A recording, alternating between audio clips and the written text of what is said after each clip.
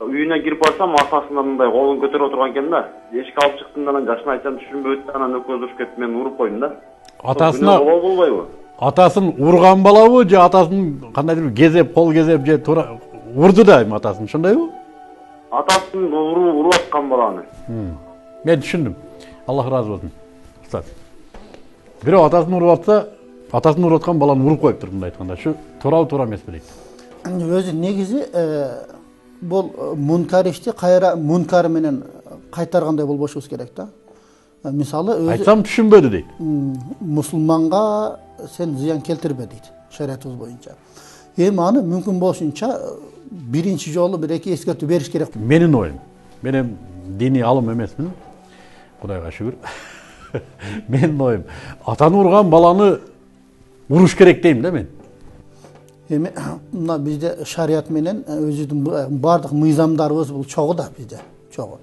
Бул жерде мындай ошо чубак ажыдан сурап көрүш керек муфтийден. Себеби баягы жерде өзүң деле билесиз да, закон боюнча дагы балаңды бирөө урса сен аны ура албайсың да. Ооба.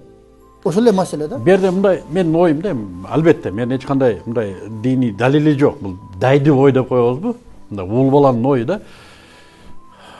Мамлекетке ушундай демилге көтөрсө, энесин бакпагандарды, атасын бакпагандарды бир мамлекет жаза колдонсун.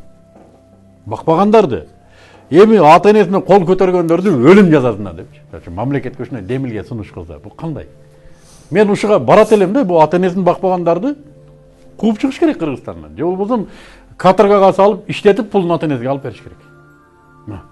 Башкача жолу жок. Ого инсап, onu bir жана аял деген нерсе басып алган собственный кылып, жылдыра койбойт. Ата эне деген бечара жашы өтүп атат да, жаштыгын бардыгын балага берип койгон. Эми ал Кудай ага инсап бергенче анын көзү жетеби жетпейби Кудай билет. Өлгөндөн кийин арман эки тыйын анын. Тирүүсүндө бир калач алып бербейт. Өлгөндөн кийин 40 жылкы соет. Onu аларга кандай жылуулук бар да. Ошон үчүн мен айтам, муну мамлекетке шуну сунуш кылыш керек окшойт дедим. Муну кечеги нерсени мен бир жума ойлондум. Бу энесин урганды кантип биздин эл батырат. Муну бир бала кылыш керек да. Же закондорду оңдош керек. Же билбейм эмне кылыш керек. Бу биздин арабызда энесин урган кандай? Мага жанагы эрге тийген эркектер, голубойлор барбы? Алардан да бетер ушу сезилип атат. Мага ушуну мен 6-7 айдан бери ойлоп жүрдүм эле. Кыргыздын балдары, эркектери эрге тийип атат деп.